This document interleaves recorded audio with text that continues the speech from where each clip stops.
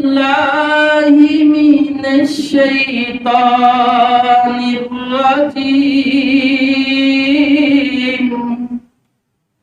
بسم الله الرحمن الرحيم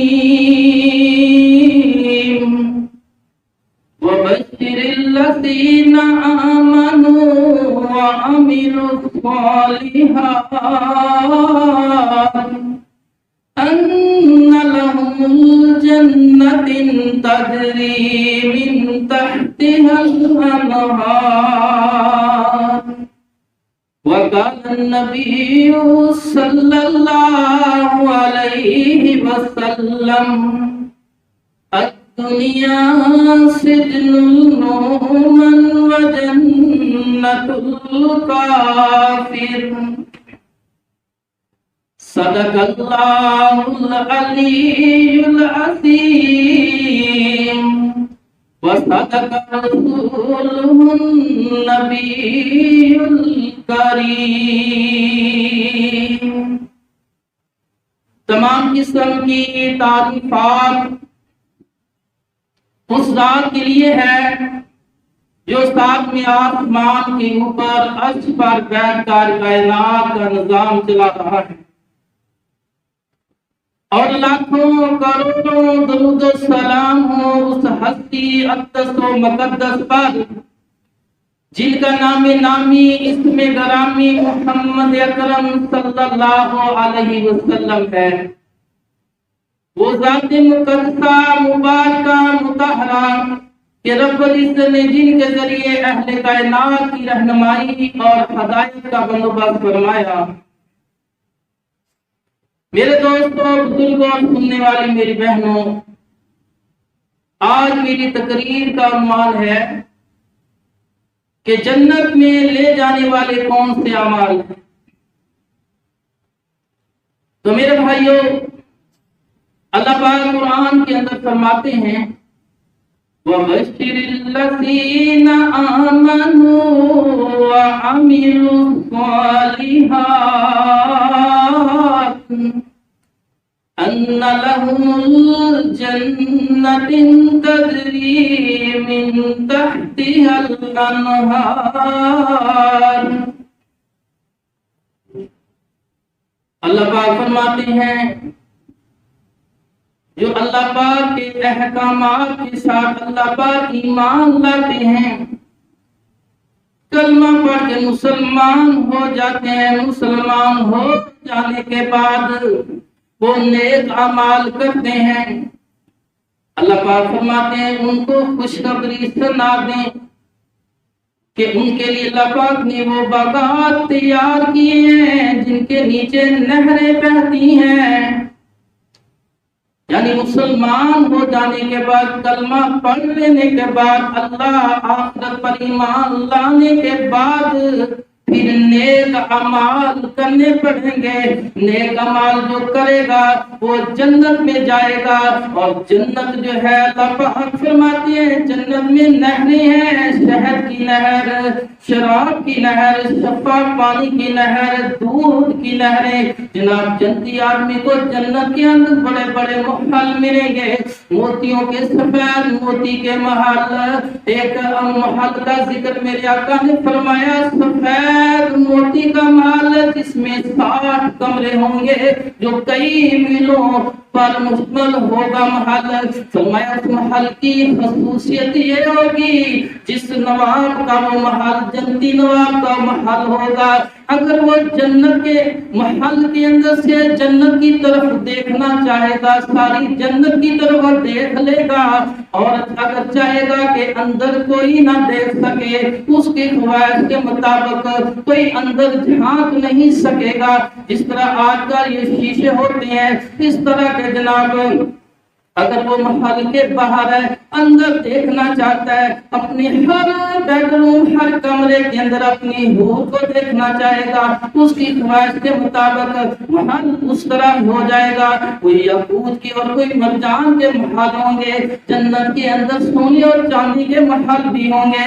میرے آقا علیہ الصلوۃ والسلام نے فرمایا اور رب کا قرآن کہتا ہے کہ جناب سایہ دار درخت اس کے نیچے سونے کی تاروں کے بنے ہوئے تخت ہوں گے اور اس کی بیویاں اپنے خامدوں کے ساتھ، خامد اپنی بیویوں کے ساتھ ان تختوں پر بیٹھے ہوں گے جناب۔ پھر غلمان، نوکر چاکر، آج کل کی زبان میں غلمان جناب خدمت کے لیے بے شمار ہوں گے۔ جس چیز کی خواہش کریں گے، اگر وہ خواہش کریں گے کہ پرندوں کا یا فلاں پرندے کا گوشت بھنا ہوا قورمہ کھانا ہے جناب، فوراً ہی وہ حاضر کر دیا جائے گا۔ جس قسم کا پھل کھانے کی خواہش کریں گے جناب، فوراً ہی وہ پھل ٹرے میں رکھ کر جناب چھری چاقو لا کے حاضر کر دیا جائے گا۔ اور ساتھ ہی جناب یہ بھی کہا جائے گا سرتاج نواب صاحب ہم کاٹ کے دیں کہ جناب خود ہی کھانا پسند کریں گے، یا جس طرح کا، جس پھل کا جوس پینا پسند کریں گے اسی طرح کا جوس فوراً ہی حاضر کر دیا جائے گا۔ اور ساتھ ہی جناب جناب حوریں ہوں گی جناب خدمت کے لیے حوریں۔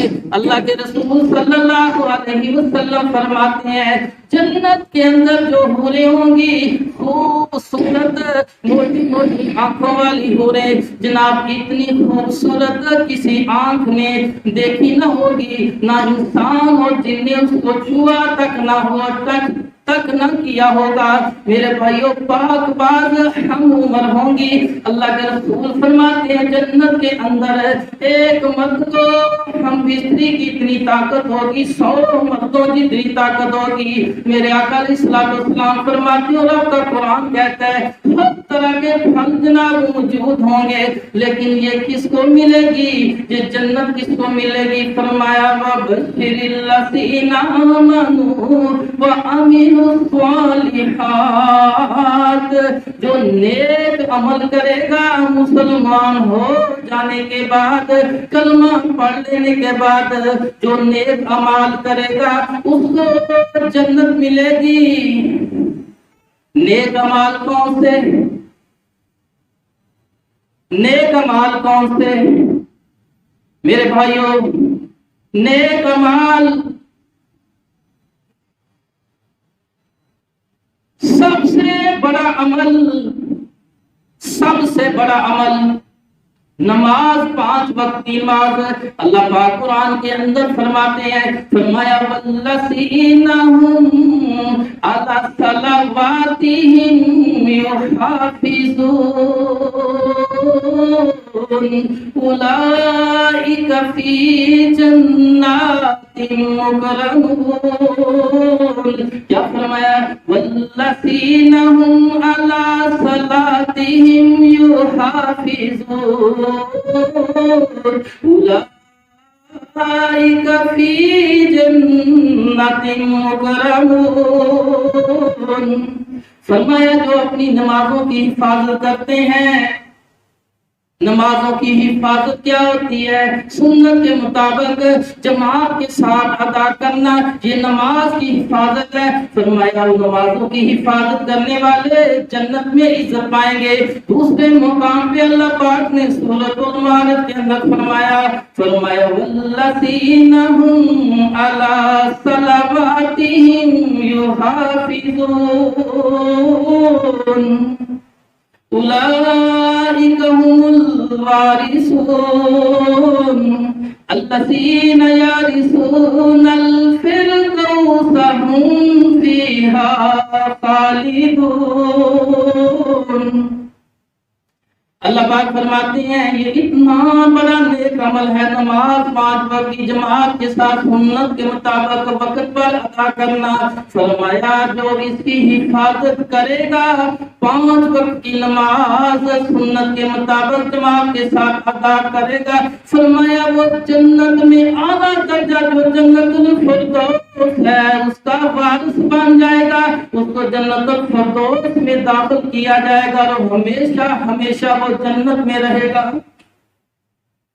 تو میرے بھائیوں، فرض نماز کے بعد جب بندہ بیٹھتا ہے، صحیح مسلم میں میرے آقا علیہ الصلوۃ والسلام فرماتے ہیں جو آیت الکرسی پڑھتا ہے، موت کے علاوہ کوئی چیز اس کو جنت میں جانے سے روک نہیں سکتی۔ یعنی ادھر موت آئے گی اور وہ جنت میں چلا جائے گا. یعنی کتنا بڑا عمل کہ 5 وقت کی جماعت کے ساتھ نماز ادا کی، پھر بیٹھا اور آیت الکرسی پڑھی. میرے آقا فرماتے ہیں جنت میں جانے سے اس بندے کو موت کے علاوہ کوئی چیز روک نہیں سکتی. یعنی ادھر موت آئے گی، وہ بندہ جنت میں چلا جائے گا. اسی طرح تیسرا بڑا عمل جنت میں لے جانے والا، میرے آقا علیہ السلام فرماتے ہیں کہ جو بندہ 12 سال مسجد کے اندر اذان دیتا ہے، کتنا بڑا عمل. سب سے پہلے آنا، صفائی کرنی، صفے بچھانی، اللہ کے بندے اللہ کے سامنے جھکنے کے لیے آئیں گے جناب، اس کے لیے تیاری کرنی، پھر اذان دینی، لوگوں کو بلانا، مسلسل 12 سال عمل کرے گا. اللہ کے رسول فرماتے ہیں اللہ پاک اس کا گھر، اس کا محل جنت کے اندر بنا دیتے ہیں. اسی طرح صحیح مسلم کے اندر چوتھا بڑا عمل میرے آقا فرماتے ہیں من بنا للہ مسجدن بنا اللہ لہ بیت فی الجنہ، جو اللہ کا گھر اس دنیا کے اندر یعنی مسجد بناتا ہے، اللہ پاک جنت کے اندر اس کا محل بنا دیتے ہیں، یعنی اس کو جنت میں داخل فرمائیں گے. یہ تو صاحب حیثیت لوگوں کا کام ہے کہ بڑی بڑی مساجد بنانا، اکیلے ہی مسجد بنانا، لیکن میرے بھائی اللہ پاک تو بڑا غفور رحیم ہے. میرے آقا علیہ السلام نے فرمایا جو بٹیر کے گھونسلے جتنی مسجد بناتا ہے، یعنی چھوٹی سی مسجد یا کچھ مسجد کا کچھ حصہ بنا دیتا ہے، اللہ پاک اس کو بھی جنت کے اندر گھر عطا کریں گے. جس طرح جناب ہمارا یہ واش روم والا مسئلہ، ٹوٹیوں کو اونچا کرنا، واش روم کو مسجد کا کچھ حصہ یا بٹیر کے گھونسلے جتنی مسجد بنانا، میرے آقا فرماتے ہیں اللہ پاک اس کو بھی جنت کے اندر محل عطا کر دیں گے، اس کا گھر بھی جنت کے اندر بن جائے گا. سورۃ توبہ کی آیت نمبر 111 کے اندر اللہ پاک فرماتے ہیں ان اللہ اشتری من المؤمنین انفسهم واموالهم بان لهم الجنہ. اللہ پاک فرماتے ہیں بے شک مسلمانوں سے اللہ پاک نے ان کی جانوں اور ان کی مالوں کے بدلے میں اس بات کی عوض میں سودا کر لیا ہے کہ ان کو جنت دینی ہے، اور مومن بندے کی جان مال اللہ کی ہو جاتی ہے، صرف اللہ کے کاموں میں وہ صرف کرے، خرچ کرے گا، اللہ اس کے بدلے میں جنت عطا کر دے گا. اللہ نے اپنے بندوں کے ساتھ سودا کر دیا ہے. مصحف المجالس کی جلد 2 صفحہ 6 کے اندر ایک واقعہ نقل کیا جاتا ہے. ایک خراسان کا ایک شخص بصرہ میں آیا، ایک تاجر ہے بصرہ کے اندر آیا، اس نے حبیب اجمی رحمت اللہ علیہ کو 10,000 درہم دیے. کہنے لگے حبیب اجمی یہ بہت بڑا اللہ کا ولی اور عالم ہے. کہتے ہیں حبیب اجمی میں کبھی کبھی سفر میں آتا ہوں مکہ سے واپسی پر، میں چاہتا ہوں کہ بصرہ میں 2-3 دن ٹھہراؤ کروں، ریسٹ کروں، تھکاوٹ دور کر کے پھر خراسان جایا کروں، اس لیے 10,000 درہم میں کوئی مناسب میرے لیے بصرہ کے اندر ایک گھر خرید لینا. اس نے کہا ٹھیک ہے. کہا یہ امانت کے طور پہ دیے جا رہا ہوں. وہ چند دنوں کے بعد کیا ہوا، بصرہ کے اندر آٹے کی کمی آ گئی، آٹا بہت مہنگا ہو گیا، مہنگائی ہوگی، غریب لوگ پریشان ہو گئے، غریب لوگ بڑے پریشان ہیں. حبیب اجمی رحمۃ اللہ نے وہ 10,000 کا آٹا خریدا اور وہ غریبوں میں تقسیم کر دیا، اس کا صدقہ کر دیا. بعض لوگوں کو جس کو علم تھا کہ یہ تو اس تاجر نے دیے تھے گھر خریدنے کے لیے، اس نے کہا حبیب اجمی آپ نے یہ کیا کیا، سارے پیسوں کا آٹا خرید کے غریبوں میں تقسیم کر دیا، تو تمہیں تو کہا گیا تھا کہ گھر خریدنا ہے. حبیب اجمی رحمۃ اللہ علیہ فرماتے ہیں میں نے جنت میں گھر خرید لیا ہے، میں نے اس کے لیے جنت میں گھر خرید لیا ہے. کہنے لگے کہ اگر وہ اعتراض کرے گا، جنت والا گھر لینا نہ چاہے گا، تو وہ گھر میں رکھ لوں گا، اپنی طرف سے 10,000 درہم اسے دے دوں گا. چند مہینوں کے بعد وہ تاجر واپس بصرہ میں آیا اپنی بیوی کے ساتھ، جناب کہ میرا وہاں امید ہے گھر ہوگا، وہاں رہائش کریں گے. حبیب اجمی رحمۃ اللہ سے پوچھا بھئی آپ کو ایمانت کے طور پہ 10,000 درہم دیے تھے ایک گھر خریدنے کے لیے. اس نے کہا ہاں میں نے گھر خرید لیا ہے. کہاں کیسا؟ کہاں بہت ہی اچھا، یعنی اس میں درخت بھی ہے، محلات کے ساتھ درخت اور نہریں بھی ہے جناب. کہنے لگا بہت اچھی بات ہے، ہمیں وہ دکھاؤ. وہ گھر کہاں ہے؟ کہنے لگا دراصل وہ گھر میں نے جنت میں خریدا ہے. تو اس تاجر کو اور بھی زیادہ خوشی ہوئی. اس کی بیوی کہنے لگی اپنے خاوند سے کہ حبیب ادمی سے ایک دستاویز زمانے کے طور پہ لکھوا لو، ایک دستاویز، ایک خط رکا لکھوا لو، تحریر لکھوا لو کہ یہ ضمانت دیتا ہے کہ جنت میں یہ گھر خریدائی کے لیے ہے، یہ گھر جنت میں دینے کا پابند ہے، ہم نے پیسے انہیں دیے ہیں. اس نے تحریر لکھ دی بسم اللہ الرحمن الرحیم. کہتے ہیں میں نے جو جنت میں گھر خریدا ہے وہ اس آدمی کے لیے خریدا ہے. اب یہ اللہ تعالیٰ کے ذمہ کرم میں ہے کہ وہ گھر اس بندے کو عطا کر دے. چند مہینے گزرے، وہ تاجر جو فوت ہو جاتا ہے، فوت ہونے سے پہلے اس نے وصیت کی کہ یہ رکا جو ہے قبر کے اندر میرے کفن کے اندر رکھ دیا جائے. وصیت کے مطابق جناب رکا اندر رکھ دیا گیا. اگلے دن اس کی قبر پہ ایک رکا پڑا ملا. لوگوں نے اٹھایا، لکھا کہ یہ حبیب اجمی کے نام ہے، اس تک پہنچایا جائے. حبیب اجمی رحمۃ اللہ تک وہ رکا پہنچا. اس نے اس کو پڑھا. جب اس کو پڑھا تو اس میں لکھا تھا حبیب ادمی تیرے تحریر دستاویز کی وجہ سے ہم نے وہ محل اس بندے کو تاجر کو عطا کر دیا ہے.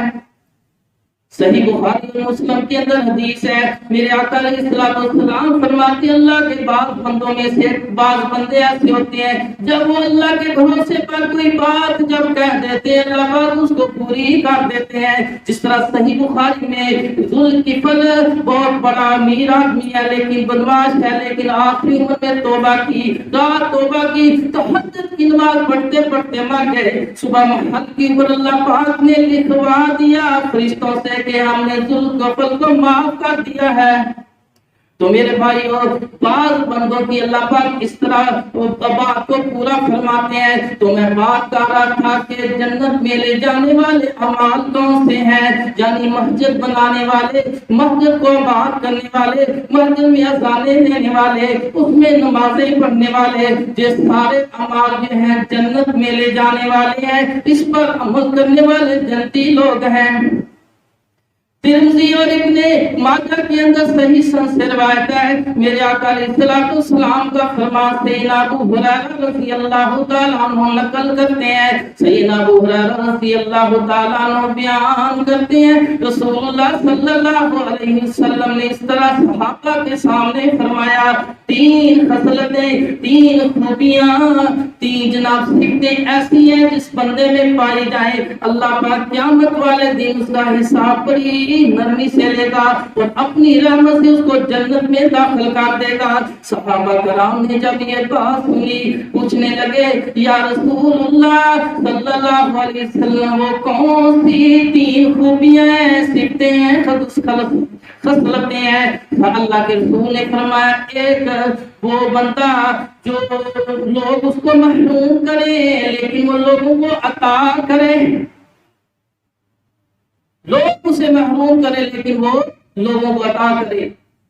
یعنی مثال کے طور پہ ارد گرد کوئی ہمسایہ ہے یا رشتہ دار ہے، وہ اپنے شادی پر ولیمے پر نہیں بلاتا، کوئی خیرات کرتا نہیں بلاتا، کسی اس طرح کے موقع پر اس بندے کو نہیں بلاتا، تو کٹ کسی قسم کا ہے اس پہ نہیں بلاتا. لیکن وہ بندہ کہے آمین. عام لوگ تو کہتے ہیں جناب اس نے مجھے شادی پہ نہیں بلایا، بیٹی کی شادی، بیٹے کی شادی پر فلاں مسجد میں نہیں بلایا، میں بھی اس کو نہیں بلاؤں گا.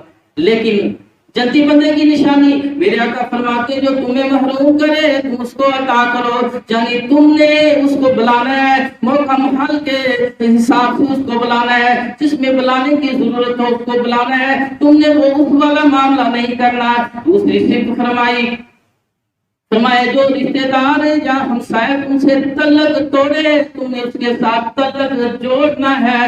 وہ تلک توڑنے والی حرکات کرے، تلک توڑنے والی کوششیں کرے، وہ اپنے اس طرح کی عادتیں بنائے، اس طرح کی باتیں کرے، لیکن تو نے وہ حرکات کرنی ہے، وہ باتیں کرنی ہے، وہ کام کرنے جس سے رشتہ جڑے، جس سے تلک جڑے، کیونکہ تلک توڑنے والا آقا فرماتے ہیں لا یدخل الجنہ، تک آتے جنت میں داخل نہیں ہوگا، اور جو رشتہ جوڑے گا فرمایا وہ جنت میں جائے گا، اللہ پاک اس کو جنت میں داخل فرمائیں گے۔ تیسری صفت فرمایا جو بندہ تم پر ظلم کرے، زیادتی کرے، تم اس کو معاف کر دو تو یہ صفت بندے کو جنت میں لے جائے گی۔ فرمایا تین خوبیاں، تین صفتیں ہیں جس بندے میں پائی جائے گی، قیامت کے دن اللہ پاک اس پر بڑے نرمی سے حساب لے گا اور اپنی رحمت سے اس کو جنت میں داخل کر دے گا۔ اس کے علاوہ میرے بھائیوں صحیح بخاری کے اندر جناب ایک عورت رسول اللہ صلی اللہ علیہ وسلم کے پاس آتی ہے، کہتی ہے یا رسول اللہ صلی اللہ علیہ وسلم مجھے مرگی کے دورے پڑتے ہیں، مرگی کے دورے پڑتے ہیں، میرے لیے دعا کر دیجیے اللہ مجھے شفا عطا فرمائے۔ میرے آقا علیہ الصلوۃ والسلام نے فرمایا بی بی اگر آپ چاہتی ہیں میں دعا کر دے تو اللہ پاک آپ کو شفا عطا کر دے گا، تندرستی عطا فرما کر دے گا، اللہ پاک تمہیں شفا دے دے گا، لیکن اگر تم اس مرض پر صبر کرو گی اللہ پاک تمہیں اس کے بدلے میں جنت عطا کر دے گا۔ اب بولو کیا چاہتی ہو، جنت چاہیے کہ شفا چاہیے؟ وہ بی بی کہنے لگی، وہ عورت کہنے لگی یا رسول اللہ صلی اللہ علیہ وسلم مجھے شفا نہیں چاہیے، مجھے جنت چاہیے، جنت چاہیے۔ چند لمحات کے بعد وہ کہنے لگی یا رسول اللہ صلی اللہ علیہ وسلم میں اس مرض پر صبر کروں گی کہ دورے پڑتے رہے، چھوٹے آتی رہے، میں برداشت کر لوں گی، لیکن اتنی دعا کر دیجئے جب مجھے دورہ پڑتا ہے کبھی مردوں غیر محرم مردوں کے اندر کھڑی ہوتی ہوں، کبھی گھر میں کبھی گلی کے اندر، وہیں گر جاتی ہوں، لوٹ پھوٹ ہوتی ہوں، ہوش نہیں رہتا، میری پنڈلی یا چہرے سے کپڑا پھٹ جاتا ہے، میں نہیں چاہتی غیر محرم مرد کی نظر میری پنڈلی یا چہرے پر پڑ جائے، اس لیے اتنی دعا کر دیجئے کہ دورے کے وقت مجھے ذرا ہوش رہے کہ میں اپنے کپڑے کو درست کرتی رہوں۔ میرے بھائیوں مرد پر صبر کرنے سے جنت ملتی ہے۔ اسی طرح صحیح بخاری اور مسلم کے اندر ابو طلحہ رضی اللہ تعالیٰ عنہ کہیں جا رہے ہیں، بیٹا بیمار ہے، سفر پر گئے، ایک آدھ دن لگنا ہے، واپس آتے ہیں دیکھا بیٹا فوت ہو جاتا ہے۔ اس کی بیوی گھر والوں کو کہتی ہے ابو طلحہ سفر سے آ رہے ہیں، تھکاوٹ ہوگی، ہو سکتا وہاں کوئی جھگڑا یا مالی نقصان ہو گیا ہو، پریشان ہو، سفر کی تھکاوٹ ہے، کپڑے بھی دوبارہ لوز ہو جاتے ہیں، میں تسلی کے ساتھ اپنے خاوند کو خود بتا دوں گی کہ اپنا بیٹا فوت ہو گیا ہے۔ وہ گھر آتے ہیں جناب، آتے ہی بڑی مسکراہٹ کے ساتھ اس کو ریسیو کرتی ہیں، اس کو جناب اس کے ہاتھ لاتی ہیں، وہ چاپے پہ بیٹھتا جوتے اتارتی ہے، پھر جناب اس کو کھانا کھلاتی ہے، پھر اپنے چہرے کو دھو کر اپنی ٹیپ ٹاپ کر کے تھوڑا سا جو اس طور کے اندر میک اپ اس طرح کا صاف ستھرا چہرہ لے کے اس کے سامنے بیٹھتی ہے، باتیں کرتی ہے، سفر کے متعلق پوچھتی ہے۔ جناب سارا کام کرنے کے بعد جب بستر پہ بار بار اس کا خامد پوچھتا ہے بیٹے کی طبیعت کیسی ہے، وہ کہتی ہے پہلے سے بہتر، اب وہ بالکل سکون میں ہے، گہری نیند سویا ہوا ہے، جناب دوسرے کمرے میں لٹائے ہوئے چادر ڈالی ہوئی ہے، لیکن بیوی اپنے خامد کو نہیں بتا رہی کہ اس کا بیٹا فوت ہو چکا ہے۔ آدھی رات کا قریب وقت پہنچا، اپنے خامد کے ساتھ ہم بستری بھی کرتی ہے، اللہ اکبر۔ اس کے بعد کہتی ہے ابو طلحہ ایک بات تو بتاؤ، اگر کسی بندے نے تمہیں کوئی امانت دی ہو چند سالوں کے لیے واپس لینے کے لیے آ جائے، خوشی خوشی واپس کر دینی چاہیے کہ واپس کرتے وقت ناراض ہونا چاہیے، جلونا پیٹنا شروع کر دینا چاہیے کہ وہ تو میں نے خرچ کر لیا اب میں نہیں دے سکتا، اس طرح کرنا چاہیے۔ ابو طلحہ کہتے ہیں نہیں نہیں، انصاف کی بات تو یہی ہے کہ خوشی کے ساتھ اس کو واپس کر دینی چاہیے۔ جب اس نے یہ الفاظ کہے ابو طلحہ کی بیوی کہتی اللہ پاک نے عبداللہ ہمیں بیٹا عطا کیا تھا، ایمانت ہمیں دی تھی، اب اس نے واپس لے لی ہے۔ یہ سنتا جناب ابو طلحہ بڑے پریشان ہوئے کہ اللہ کی بندی اب بتاری ہوئی یہ سارا معاملہ میرے ساتھ کیا. کہنے لگی بات یہ سفر سے آئے تھے, اگر میں آتے ہی بتا دیتی, جس طرح آج کل عورتیں جناب بچے کو تھوڑا سا بخار ہو جائے, چاہے 2 دن کے سفر سے خامد آیا ہے, تھکا ہارا ہے, عورتیں کہتی ہے تم نے کھانے کی پڑی ہوئی ہے, پہلے اپنے بیٹے کی دوائی لے کے آؤ, پریشانی دے دیتی ہے. لیکن وہ مومنہ عورت, مسلمان عورت کیا کہتی ہے کہ میرا خامد تھکا ہوا ہے, سفر سے آیا, بھوک لگی ہوگی. اگر بری خبر اس طرح کی سنا دی, وہ کپڑے بھی چینج نہیں کریں گے, کھانا بھی نہیں کھائیں گے, اگر کوئی ٹینشن ہے اور ٹینشن بھر جائے گی, ساری رات اسی طرح بھوکے پیاسے سو جائیں گے. جناب اس طرح کے حالات دیکھ کر بیوی نے نہیں بتایا. اب سحری کا وقت ہوتا ہے, ہم نبی پاک صلی اللہ علیہ وسلم کے پاس جا کر سارا قصہ سناتے ہیں. میرے آقا علیہ الصلوۃ والسلام نے فرمایا ابو طلحہ ہو سکتا ہے اللہ پاک اس رات میں برکت عطا کر دے کہ تیری بیوی نے اتنا اچھا صبر کیا ہے, ہو سکتا ہے اس رات میں برکت عطا کر دے. صحیح بخاری مسلم میں ہے, سفیان راوی بیان کرتے ہیں کہ اللہ پاک نے 9 بیٹے عطا کیے اس عورت کو. نبی کی دعا کی وجہ سے, اس کے صبر کی وجہ سے 9 بیٹے عطا کیے, 9 کے 9 حافظ قرآن ہوں گے. تو میرے بھائیوں, اللہ پاک قرآن کے اندر فرماتے ہیں وَلَنَبْلُوَنَّكُمْ بِشَيْءٍ مِّنَ الْخَوْفِ وَالْجُوعِ وَنَقْصٍ مِّنَ الْأَمْوَالِ وَالْأَنفُسِ وَالثَّمَرَاتِ وَبَشِّرِ الصَّابِرِينَ. اللہ پاک فرماتے ہیں ہم تمہیں ضرور آزمائیں گے, کبھی خوف میں مبتلا کر کے, کبھی کاروبار میں نقصان کر کے, پھلوں میں نقصان کر کے, کبھی بیماری جسمانی بیماری میں مبتلا کر کے, کبھی اولاد میں پریشانی دے کے ہم تمہیں ضرور آزمائیں گے. اور جن لوگوں نے صبر کیا,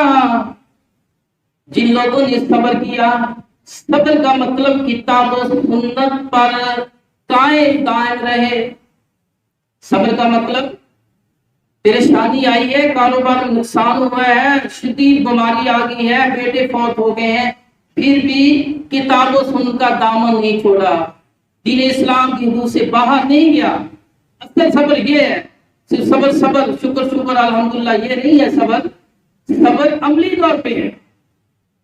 جس طرح شکر ہے پورے کا پورا جسم, پورے اعضاء کتاب و سنت تابع ہو جائے, اس کو شکر کہتے ہیں. تو میرے بھائیوں, صبر کتاب و سنت کا دامن نہیں چھوڑنا. نقصان بہت زیادہ ہو گیا, گھر پہ قلت آ گئی ہے, پیسے کی کمی آ گئی ہے, اور وہ جوان آدمی ہے, ہنر والا ہے, وہ چاہے چوری بھی کر سکتا ہے, ڈکیتی مار سکتا ہے, چھین سکتا ہے, اس کو کئی مواقع ہیں کہ وہ ہیرا پھیری کر سکتا ہے, اپنی کمی پورا کر سکتا ہے, لیکن نہیں, وہ صبر کر رہا ہے, یعنی کتاب و سنت کی حدود سے باہر نہیں جا رہا. ایسے بندے کے لیے فرمایا وَبَشِّرِ الصَّابِرِينَ, اس کے لیے جنت کی خوشخبری ہے. اللہ پاک نے ان کے لیے جنت تیار کی ہے. اللہ پاک آزماتے ہیں. صحیح مسلم میں میرے آقا فرماتے ہیں کہ اللہ پاک بعض اوقات بندے کی دونوں آنکھیں لے لیتا ہے, اندھا کر دیتا ہے, پھر آزماتا ہے. یہ صبر کرتا ہے کہ نہیں, نہ شکری کے الفاظ نکالتا ہے, یا کہتے ہیں اللہ تو جس حالت میں رکھنا چاہتا ہے مجھے قبول ہے. صبر شکر والے الفاظ کہتا ہے کہ اللہ پاک اس کے بدلے میں اللہ پاک فرماتے ہیں کہ جنت سے کم کوئی چیز نہیں ہے, اس کو ضرور جنت میں داخل کروں گا.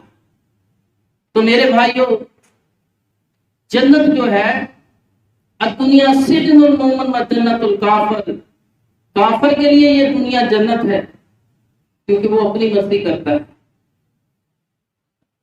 دل جو چاہتا ہے وہی کرتا ہے. لیکن مومن کے لیے یہ دنیا جنت نہیں ہے, قید خانہ ہے, پریشانیوں کا گھر ہے. جس 60-70 سالہ زندگی پریشانیوں والا ماحول ملے گا اسے. اگر وہ چاہے کہ ادھر میں محل بنا لوں, کارے میرے نیچے ہوں, نوکر چاکر ہوں, جو چیز دل کرے وہ کھا لوں, جس طرح کا لباس وہ پہن لوں, ساری جنت یہیں بنا رکھی ہو اس نے, اس کی ساری خواہش یہیں پوری ہو رہی. ایسا نہیں میرے بھائی. کافر کے لیے دنیا جنت ہے, مومن کے لیے جنت نہیں. مومن کے لیے زیادہ آئے گا تو وہ کیا کرے گا, عثمان غنی رضی اللہ عنہ کی طرف گھر کے اندر جناب بتی بھی ہلکی ہے, عمر بن خطاب کی طرح زمین پر ننگے لیٹا ہے، 22 لاکھ مربع میل کے مالک ہیں، غریبانہ زندگی ہے، اور غیر آتا ہے تو گداموں کے منہ کھول دیے جاتے ہیں۔ تو میرے بھائیوں، الدنیا سجن المومن و جنت الکافر، کافر کے لیے یہ دنیا جنت ہے، مومن کے لیے قید خانہ ہے، آزمائشوں کا گھر ہے، اس پر بہت سے تقاضے ہیں، کیونکہ اللہ تعالیٰ نے فرمایا کہ ان اللہ اشتری من المؤمنین انفسهم واموالهم بان لهم الجنہ، کہ مسلمان جو ہے اس سے اللہ نے سودا کر لیا ہے، ان کی جانوں اور مالوں کو، جانوں کو بھی، مال کو بھی سارا لے لی، اس کے بدلے کو جنت دینی ہے۔ پھر وہ اپنی مرضی نہیں کر سکتا، کیونکہ یہ جان مال اللہ کو دے دیا ہے، مومن بندے نے، اللہ نے سودا کر لیا ہے۔ اس لیے اللہ پاک نے فرمایا وَبَشِّرِ الَّذِينَ آمَنُوا وَعَمِلُوا الصَّالِحَاتِ، کہ کلمہ پڑھنے کے بعد بھی نیک اعمال کرنے ہیں، جو کرے گا اس کے لیے جنت کی خوشخبری ہے، اس کو جنت ملے گی جس میں بہتی نہریں ہوں گی۔